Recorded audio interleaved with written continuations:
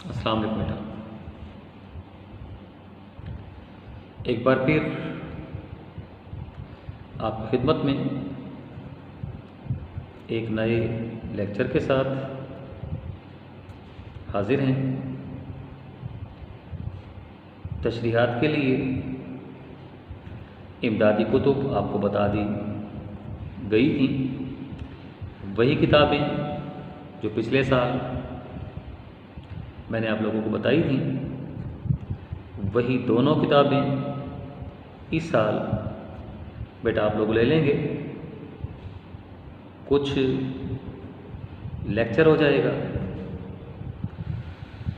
कुछ आपकी इमदादी कुतुब हो जाएंगी और उसके साथ साथ कुछ आपकी अपनी क्रिएटिविटी हो जाएगी। तो एक नई चीज़ हम प्रेजेंट कर सकेंगे। तो ये तीनों चीज़ें बेटा आपने साथ लेके चलनी हैं ताकि आपका पर्चा दूसरे लोगों से कदरे मुख्तलिफ हो सके। सबक थोड़े से आप लोगों को मालूम है, लेंथी हैं, और ये सबक तो कुछ ज़्यादा ही लेंथी है, चूँकि 1707 से लेकर और 1947 तक के तमाम वाक़यात तरतीबवार इस सबक में आपको पढ़ने को आपने देखा है। आप अंदाज़ा लगा चुके होंगे कि हमने 1707 से औरंगज़ेब आलमगीर की वफ़ात से हमने अपना सबक शुरू किया। मुख्तलिफ अदवार इसमें हमने पढ़े। पहला दौर हमने शाह वलीउल्लाह और उनके बेटे शाह अब्दुल अज़ीज़ उनका पढ़ा। दूसरा दौर हमारे सामने यहाँ चल रहा था सैयद अहमद बरेलवी शहीद का, उनकी काविशें हैं।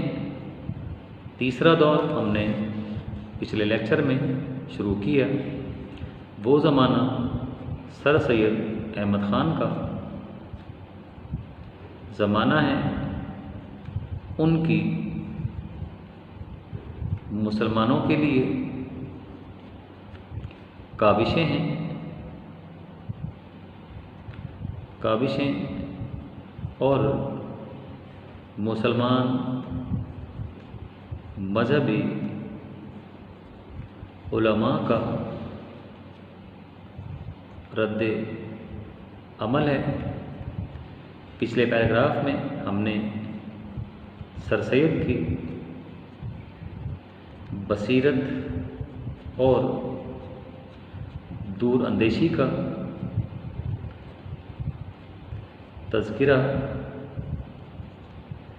भी किया। अब हम सफ़ा नंबर 7 के पैराग्राफ नंबर 2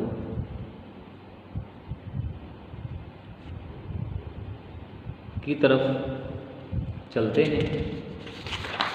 इस पैराग्राफ में क्या है? इस पैराग्राफ में मुसन्निफ़ बताता है 1885 में इंडियन नेशनल कांग्रेस की बुनियाद पड़ी। इसकी बुनियाद किसने रखी? अंग्रेज़ हाकिम था, mister A.O. Hume. A.O. Hume इसने बरतानवी हुकूमत का रुकन था। बरतानवी हुकूमत का एक रुकन था। इस जमात का मकसद बज़ाहिर, असली का नहीं था, बज़ाहिर हिंदुस्तानी बाशिंदों को सियासी हालात से आगाह करना था। इब्तदा में इस जमात को अंग्रेज़ों की सरपरस्ती हासिल थी। बाद में ये जमात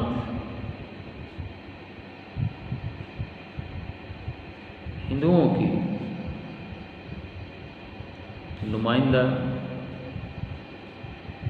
जमात बन गई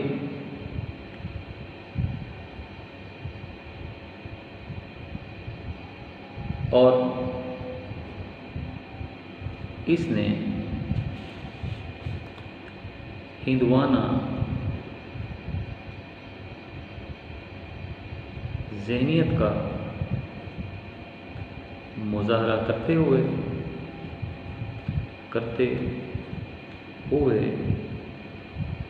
मुसलमानों के मफादात को पसे पुश्त डाल दिया और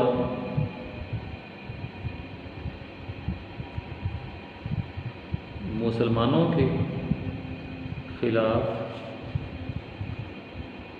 साजिशें शुरू कर दी। ये बेटा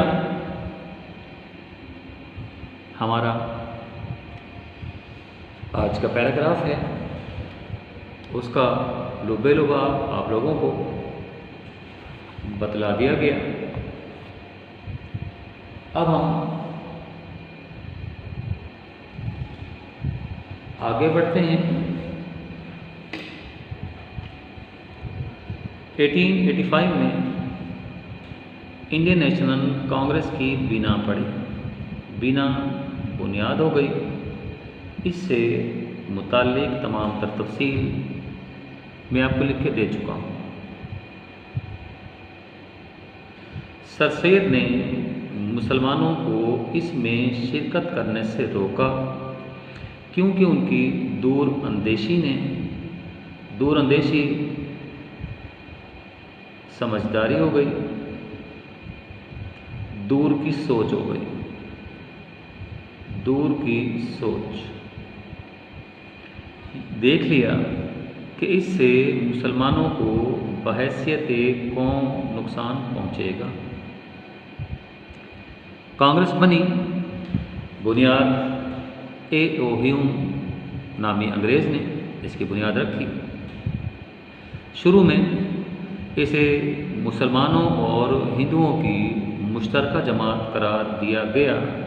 मुसलमान जो पहले परेशान थे, मारे फिर रहे थे, जैसे ही इंडियन नेशनल कांग्रेस का क़याम अमल में आया, बशमूल कायदे आज़म तमाम के तमाम लोगों ने कांग्रेस में शमूलियत इख्तियार की, ये समझ के कि शायद उन्हें कुछ सियासी प्लेटफॉर्म मिल जाएगा जिससे वो अपने हकूक़ का तहफ़्फ़ुज़ कर सकेंगे। सर सैयद की दूरअंदेशी ने ये बात देख ली थी कि ये खालिसन हिंदुओं की जमात है, अंग्रेज़ों की पैदा करता है, हिंदुओं की नुमाइंदा है।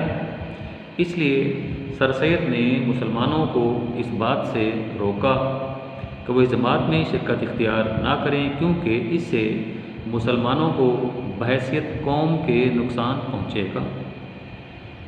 अपने एक अहम बयान में उन्होंने कहा कि जमहूरी तरीका हिंदुस्तान के लिए मौजू नहीं।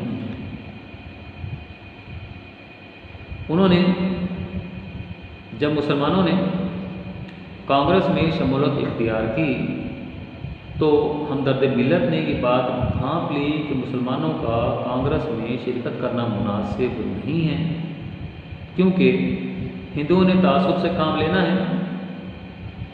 उन्होंने मुसलमानों को मशवरा दिया कि वो अपनी तमाम तर तवज्जो तालीम और अपनी सलाहियतें पहचानने में सर्व करें। सर सैयद ने एक मौका पर बाशगाफ अल्फाज में ये मुसलमानों को तबलीग की कि हिंदुस्तान में जमहूरी तर्ज हुकूमत मौजू नहीं है।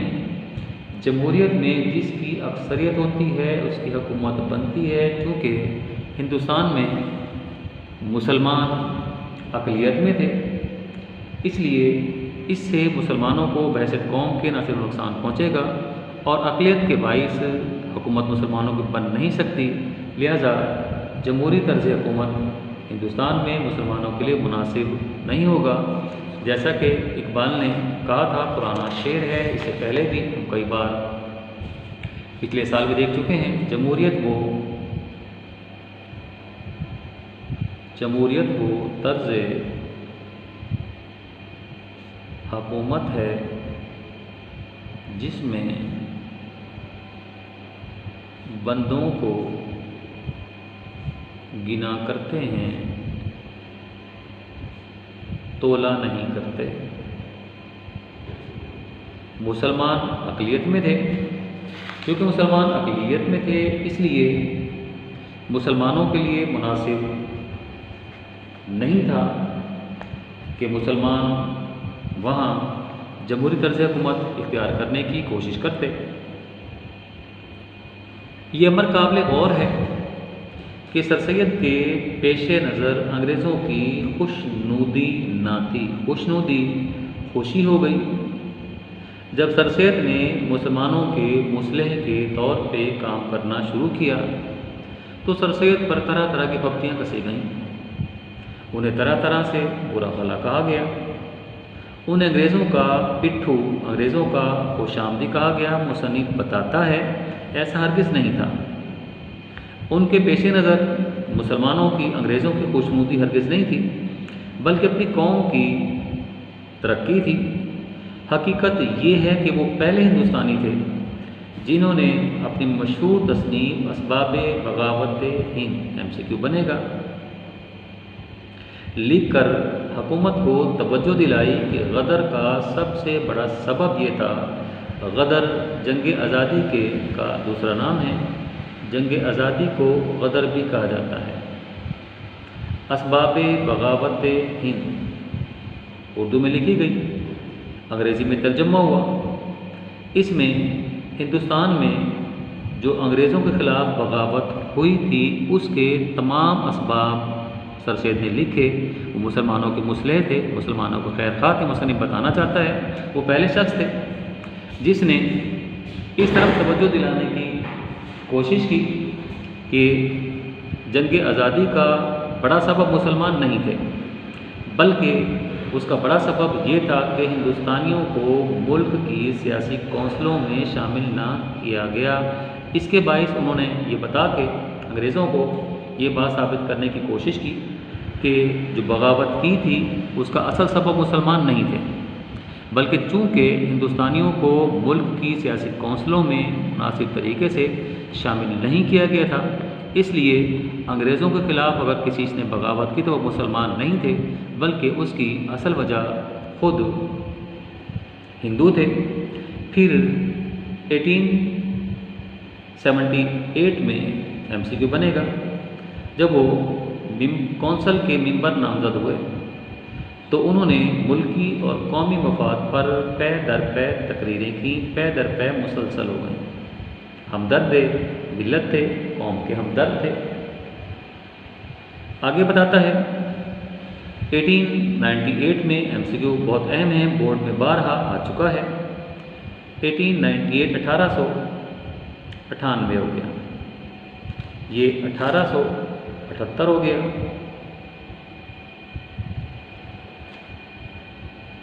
1888 में जब सर सैयद ने इंतकाल किया तो उनकी कौम अपने ख्वाब गरां से जाग चुकी थी। ख्वाब गरां ख्वाब गफलत हो गई। ख्वाब गफलत एक सुनहरे दौर का खात्मा हुआ। मैंने आपको आगाज़ में बताया कि औरंगज़ेब आलमगीर की वफ़ात से 1707 से मुसन्निफ़ पाकिस्तान की तख्लीक का तारीख़ का आगाज़ करता है, हमें शाह वलीउल्लाह के दौर में ले जाता है, हमें वहाँ से आगे निकालता है, तो फिर सैयद अहमद बरेलवी की काबिशों का तज़किरा करता है, हमें वहाँ से आगे लेके चलता है, जंग आज़ादी का मंज़र हमारे सामने खींचता है। जंग आज़ादी के करीब के ज़माने में सर सैयद अहमद ख़ान की काविशों का तज़किरा करता है और बताता है कि जब 1898 में सर सैयद का इंतकाल हुआ तो कौम कुछ न कुछ बाशऊर और बासलाहियत हो चुकी थी और अपने ख्वाब गफलत से, ख्वाब गरां से कुछ न कुछ जाग चुकी थी। बेटा आपने तारीख़ है, थोड़ा सा खुश्क सबक है, कुछ चीज़ें जो लिटरेरी हैं, अदबी हैं, अदब के हवाले से हैं, वो मैं आपको यहाँ पढ़ाता चलूँगा और कुछ चीज़ें तारीख़ के हवाले से ऐसी हैं। ये सबक आमतौर पे मैं क्लास में आगाज़ में नहीं पढ़ाता। इसलिए नहीं पढ़ाता, ना पढ़ाने का मकसद ये होता है कि ये तमाम की तमाम चीज़ें आप पाक स्टडीज़ में सेकेंड ईयर में मुताला पाकिस्तान में पढ़ेंगे। उस वक्त के लिए मैं सबक को छोड़ देता हूँ कि जब सारा मुताला पाकिस्तान आप लोग पढ़ लेंगे तो मैं साल के इख्तिताम पे आपको जब ये सबक पढ़ाता हूँ तो महज रीडिंग करता हूँ, चूँकि बाकी सारा आपको मुताले में पढ़ा हुआ होता है। लेकिन चूँकि अब यहाँ कुछ बेतरतीब चलना मुझे मुनासिब नहीं लग रहा था, मैंने कुछ तरतीब से चलने के लिए इस सबक को मैंने शुरू कर दिया है। कुछ चीज़ें समझाई जा चुकी हैं, कुछ चीज़ें क्लास में फिर समझाई जा सकेंगी और कुछ चीज़ें आप अपने मुताला पाकिस्तान के उस्ताद से भी समझ सकते हैं। लेक्चर का वक्त चूँकि ख़त्म होने को है, अगला पैराग्राफ तशरीह के एतबार से आपका फिर अहम है। अगर मैं अगले पैराग्राफ में गया तो शायद वक्त हमारा ज़्यादा हो जाएगा, लिहाजा अगले पैराग्राफ में जाने से पहले हम अपने लेक्चर का इख्तिताम करते हैं। नए लेक्चर में जाने से पहले मुझे इजाज़त दीजिए, कल आप लोगों से इंशाअल्लाह फिर मुलाकात होगी। अल्लाह हाफ़िज़।